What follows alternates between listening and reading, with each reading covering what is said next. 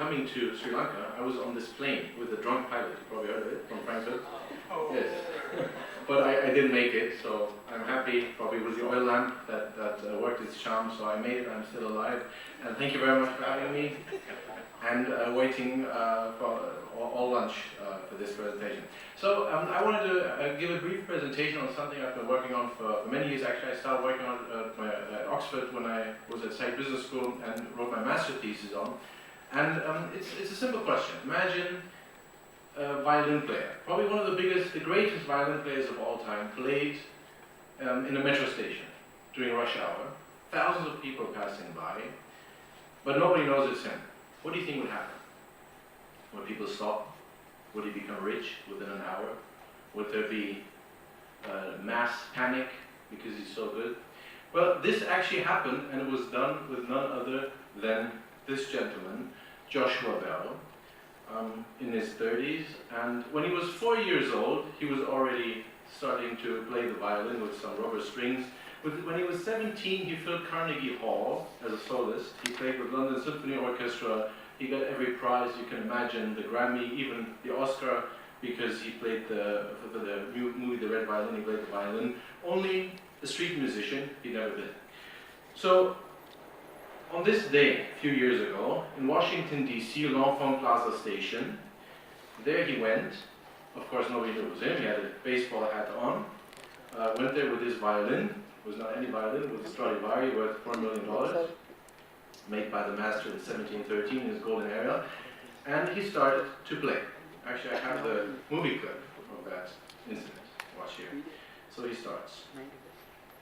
Here you see him. This is, of course, a little quicker. He starts to play Chanson from Johann Sebastian Bach, Partita number 2, the most difficult, probably violin piece ever. I actually played that a week before in Boston, Symphony Orchestra. Every ticket was $100, and it was totally sold out. So what happens here? You will see this is the fast play. After 3 minutes, a man slows down his pace, stops for a few seconds, but then just walks on. A minute later, a woman throws $1 into the case without stopping, and the only one who paid really attention in these 43 minutes was a 3-year-old boy, but his mom just pulled him, and he continued to walk. So he made $32.17, which probably isn't bad for a street musician for 43 minutes. 17 cents, actually somebody gave him a penny, or 2 pennies. And you'd think probably that's not bad, but he only made that amount because somebody recognized him. One lady who was in the Boston concert recognized him, couldn't believe her eyes, and gave him $20. Probably felt sorry for him. And also what's interesting, you see there's a little lottery stand, and there is a line of people, these whole 43 minutes, and not one of them turns toward Joshua Bell, not one. There's a shoe polishing lady from Brazil who usually calls the police when musicians play. This time she didn't call the police, at least, but she was complaining about that terrible noise. So, in other words, pretty much nothing happened. Bell was just standing there like an idiot. And what's so surprising is that the Washington Post did that experiment. They thought really there would be a panic. They wanted to call the National Guards to be alerted. But the essence of this is that you can be the best in the world and nobody will ever know. That's the problem. You will always sit here and others will sit there. And the question is, why is this? Competence doesn't speak for itself. You can be the best in the world. And if you approach that question and you look at, very, very simply, you can see, well, I'm successful, obviously I'm competent at what I do, and if I'm not successful, I'm incompetent.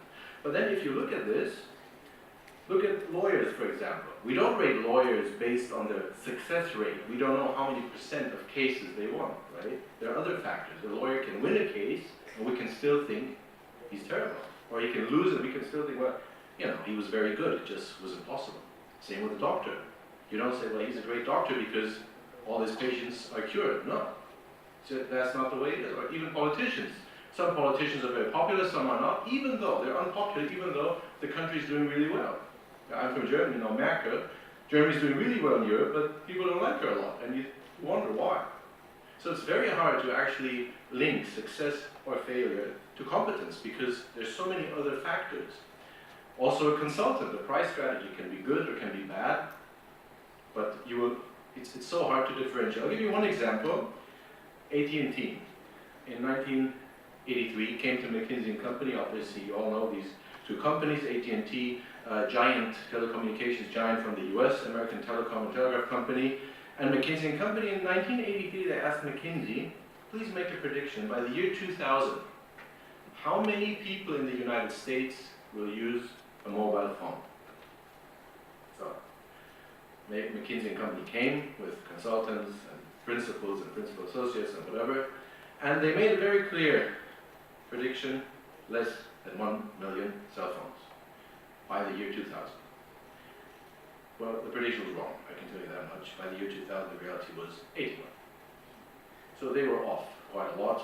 Actually, I checked, by 2010 it was over 285 million users, which is 90% of the population. Montenegro, topping the world with 190% of the population using a phone. So if you're looking for your phone, you probably check Montenegro. Chances are it's going to be there. So, but what happened to AT&T? Well, AT&T lost billions, according to their CEO. AT&T lost billions because they're making strategic decisions that cost the company a fortune. It got smaller and smaller. Some were joking that it got so small that AT&T stood for Anthony, Tony, and Tim, which was the names of 3 board members, by the way. Quite funny. And it was then swallowed, taken over by Southwestern Bell, a former subsidiary. And how was McKinsey doing in the year 2000 when this great failure became apparent? Well, here you have Mr. Gupta, who was head of McKinsey at that time. He was very happy because it was one of the best years in the history of McKinsey. So, success and failure have pretty much nothing to do with how competent you perceive. Actually, Phil Tetlock, American psychologist, conducted a study looking at perceived expertise and how terrible people actually are. Doctors. When you went to the doctor before the 20th century, you were actually worse off than not going to the doctor at all. And still doctors were respected. Even in ancient tribal societies, doctors were respected, even though they made you sicker than you were, because going to the doctor led to infections. And the same is today with economists. Phil Tetlock looked at economists. Economists in the financial crisis, 2007, or 2009, they explained how it had to come to the financial crisis, Lehman Brothers. But if you look at their predictions beforehand, they think we're doing great. So even there, where you have pretty much 0 success rate, there's still respect. And that is the question. So this leads me to the following questions, or assessments. Competence cannot be judged accurately because of what I just told you. But nevertheless, competence is the single most important trait in the professional context, which is not my statement. Michael Argyle from Oxford University, real great psychologist, working on non-verbal communication, some probably some heard of him in that context. Competence is the single most important trait in the professional context, together with trustworthiness, by the way. Likability is below that.